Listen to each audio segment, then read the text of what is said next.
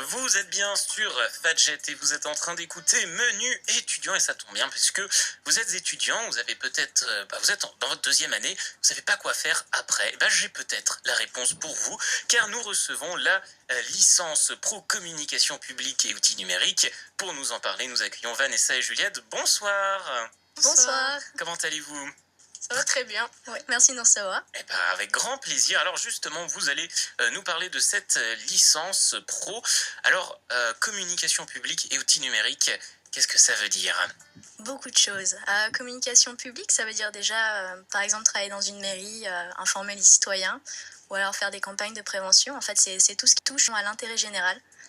Et outils numériques, comme son nom l'indique, c'est plutôt orienté vers le numérique. Donc là, ce sera, par exemple, gérer un site web, gérer des réseaux sociaux.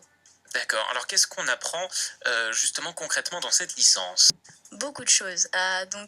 Pour tout ce qui est communication publique, on apprend déjà à connaître le territoire. Donc, c'est-à-dire comment ça fonctionne avec l'État, les communes et communautés de communes. On apprend aussi tout ce qui est marketing territorial, parce que ça change beaucoup aujourd'hui. Maintenant, les territoires, ils ont une image. Au niveau des outils numériques, on apprend à construire des sites web de A à Z. Donc là, ça va être de la programmation web avec HTML, c'est tout ce qui concerne le texte dans un site web. CSS, c'est tout ce qui est le style du site web. Et PHP, c'est des petits programmes qu'on ajoute pour le rendre interactif. Et on a aussi du graphisme, puisque c'est assez indispensable. Et de l'audiovisuel aussi, par exemple. D'accord, donc c'est vraiment très varié comme formation. Très varié, mais en même temps vraiment axé sur les outils numériques. Et justement, alors cette variété un peu dans la formation, elle permet de déboucher sur quel métier? Donc pour les métiers, en fait, c'est assez divers aussi. Du coup, on peut être chargé de communication, chargé de publication, on peut être assistant webmaster. Alors tout ça, c'est des métiers, on ne connaît pas trop forcément ce que c'est. Par exemple, webmaster, qu'est-ce que c'est? Alors webmaster, en fait, c'est la personne qui va être en charge du site web. Donc s'il y a un petit problème, par exemple, on a souvent une erreur 404, donc c'est-à-dire que la page, elle n'existe plus. Le rôle du webmaster, ça va être de trouver le problème, de le résoudre. Ou alors quand il y a du référencement, donc là, c'est si votre page, elle apparaît en premier dans Google lorsqu'une personne tape une requête. Donc le rôle du webmaster, c'est aussi de s'assurer que le site est bien référencé pour apparaître le premier. D'accord, alors il y a aussi chargé de projet dans les métiers disponibles. Qu'est-ce que c'est un chargé de projet? Donc le chargé de projet, en fait, c'est celui qui va créer donc les stratégies de communication, qui va mener le projet de A à Z, qui va gérer les équipes, etc. en fait. D'accord, alors il y a quoi d'autre comme métier qu'on peut faire après la formation? Du coup, il y a chargé de relations publiques, journaliste territorial, et puis encore Plein de choses. Voilà, c'est ça. Alors justement, si on a plein de questions à propos de la formation, ça tombe bien, il y a les portes ouvertes bientôt de l'IUT Charlemagne. C'est où, quand, comment, pourquoi? Alors, vous en doutez, les portes ouvertes, c'est à l'UT Nancy-Charlemagne. Ce sera le 17 février, bientôt. Ce sera à partir de 10h. Donc, tous les départements seront représentés. Et nous, on se trouve au deuxième étage de l'IUT. Donc là, ce sera l'occasion en fait de rencontrer les étudiants de la licence. On sera là pour faire découvrir la licence aux personnes qui s'y intéressent, montrer nos projets surtout, puisque justement, a priori, ça parle pas à tout le monde, communication publique, outils numériques. Donc là, c'est vraiment l'occasion de montrer ce qu'on produit durant l'année. Petite spécificité de cette formation, on ne peut pas la faire tout de suite après le bac. Non, c'est à partir d'un bac plus 2. Donc là, ça peut être un DUT, un BTS, une L2. A priori, il faut pas avoir fait d'études en communication avant, mais il faut quand même avoir une approche de la communication ou une petite expérience.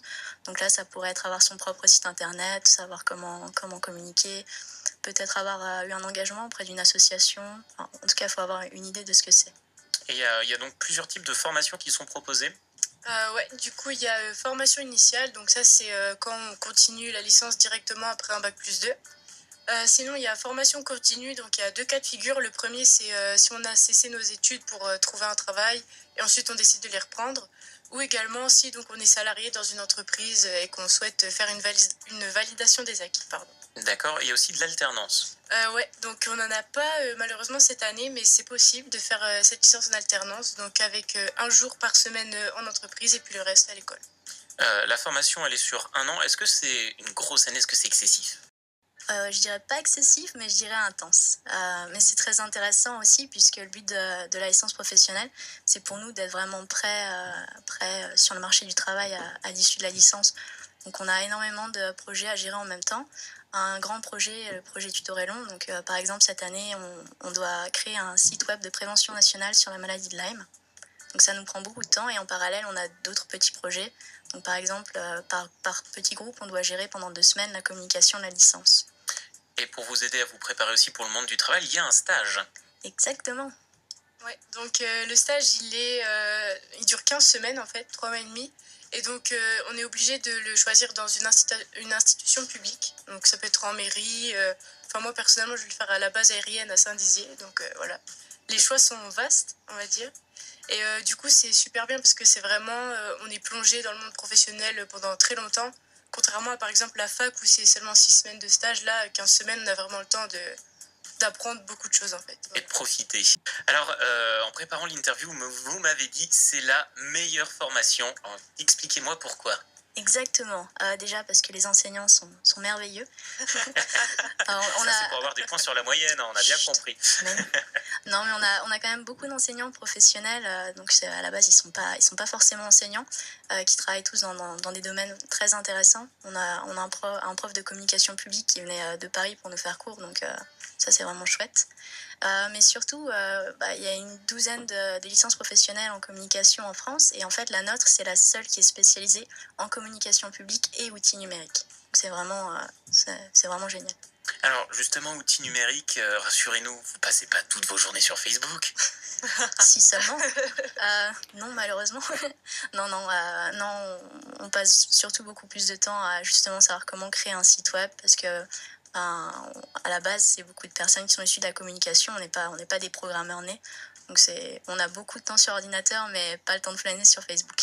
Bon, voilà, alors justement, si voilà, on est auditeur du menu étudiant et on se dit, tiens, moi ça m'intéresse, où est-ce qu'on peut retrouver toutes les infos? Donc du coup, on a un blog de la licence, on a également une page Facebook. Donc vous pouvez retrouver en cherchant licence communication publique ou outils numériques, tout simplement. Et on a également une chaîne YouTube. Donc samedi, si ça vous intéresse, on va publier une vidéo qui regroupe un peu le programme de la licence sous forme de Draw My Life, en fait, sauf que là, ce sera Draw My Programme. Et du coup, si vous cherchez des infos complémentaires, ce sera là que vous pourrez trouver. Et ben voilà, merci Vanessa, merci Juliette de nous avoir parlé donc de la licence pro communication publique et outils numériques à l'IUT Charlemagne. Et on vous retrouve donc lors des portes ouvertes qui seront... Le 17 février. Et ben voilà, le rendez-vous est pris. Merci beaucoup.